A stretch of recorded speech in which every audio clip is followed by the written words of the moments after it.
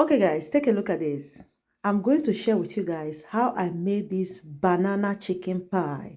If you're interested on this video, watch to the end and also help me to share. So to start with, you need chicken. I use my food processor to grind this chicken.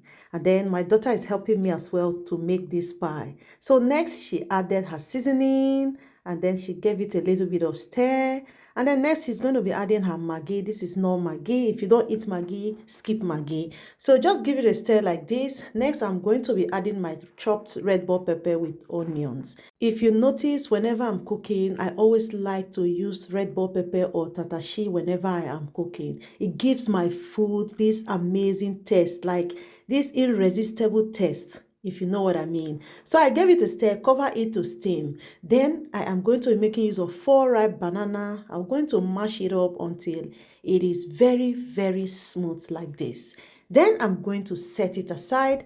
Then into my food processor, I added 2 cups of flour and then I added 1 egg and then I go in with the mashed banana. If you notice, I didn't add water on it because banana is already watering. Then I'm going to mix it up nicely. Remember, you can achieve this using your hands, okay?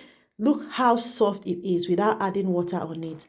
Next, I added 2 spoons of butter and then I cover and mix it up again nicely. Once I'm done mixing up like this, I'm going to place it in the flat surface and then I'll mash it for about 2 minutes. Then I'm going to wrap it up with my plastic foil. The reason why your meat pie or your chicken pie don't come out nice is because you don't mix your dough properly. I'll cover it with my plastic foil, leave it in the fridge for about 40 minutes. So on the chicken, I'm going to stir it. Next, I'll go in with dissolved flour and then stir it a little bit for it to get thickened like this. Then I will set it aside, allow it to get cold. After 40 minutes, guys, this is how the dough is. The dough is soft and it's not sticking on my hands. So next, I'm going to cut it into smaller sizes, just the way I can roll it out. And then I'm going to roll it out and then use my plastic plate to cut out a round shape out of it.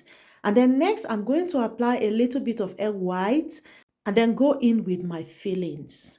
Then I'll gently cover it and use my fork to give it a little bit of designs. Now tell me, after watching this video to this point, does this right here look like something you would love to try? Let me know in the comment section. Lastly, I applied the egg white on it just to make it shine and then baked it in the oven. Guys, take a look at this. It came out perfectly well. Like, if you try this, you are going to love it. See how soft it is. And then just take a look at the inside. This is given for me, guys. It came out perfectly well and it tastes amazing. If you try this, you will stop buying fish pie or meat pie. This is so nice. All right, guys, thank you so much for watching. See you on my next one. Bye, and help me to share.